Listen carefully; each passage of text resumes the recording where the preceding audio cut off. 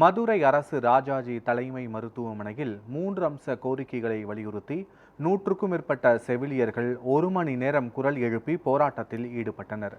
பணி நிரவல் ஆணையை முழுவதுமாக ரத்து செய்ய வேண்டும், செவிலியர் பதவி பெயரை செவிலிய அலுவலர் என மாற்றம் வேண்டும், தொகுப்பூதிய முறையை ரத்து செய்து காலமுறை ஊதியம் வழங்க வேண்டும் உள்ளிட்ட கோரிக்கைகளை வலியுறுத்தி தமிழ்நாடு அரசு நர்சுகள் சங்கம் மாநிலம் முழுவதும் 3 நாள் போராட்டத்தை தொடங்கியுள்ளனர்.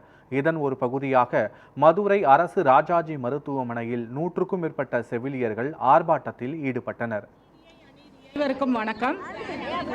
ஒருங்கிணைந்த தமிழ்நாடு அரசு செவிலியர் சங்கம் சார்பாக இன்று குரல் எழுப்பும் போராட்டம் இன்று முதன்முறையாக நடைபெறுகிறது. இதற்கு முன்பு கடந்த 3 நாட்களாக கவன ஈர்ப்பு போராட்டம் கருப்பு பட்டை அணிந்து நடத்தினோம். எங்களுடைய 3 அம்ச கோரிக்கைகளை முக்கியமாக வலியுறுத்தி இந்த போராட்டம் நடைபெறுகின்றது. முதல் கோரிக்கை பணி நிரவல் வேண்டாம், ஏன்னா பணி நிரவல் ஆணையை ரத்து செய்ய வேண்டும். அந்த ரீடிப்ளாய்மெண்ட் அந்த ஜிஓவை ரத்து செய்ய வேண்டும். அடுத்து செவிலியர்களுக்கு நர்சிங் ஆபீசர் பெயர் மாற்றம் செய்திட வேண்டும்.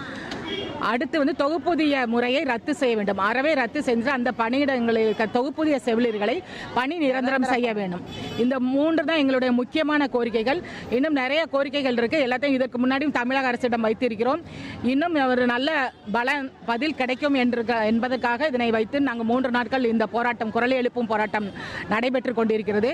இது நாடு முழுவதும் உள்ள ஒன்றுபட்ட செவிலியர்களின் ஒருமித்த குரலாக இந்த குரல் எழுப்பும் போராட்டம் முதல் முறையாக இன்று நடைபெறுகிறது. இன்னும் 2 நாட்களுக்கு இருக்கிறது. அதற்குள்ளே தமிழக அரசு நம்மளுடைய கோரிக்கைகளை ஏற்று எங்களுக்கு ஒரு நல்ல பதிலை சொல்வார் என்று நம்பிக்கையோடு இதனை நடத்துகின்றோம். நன்றி.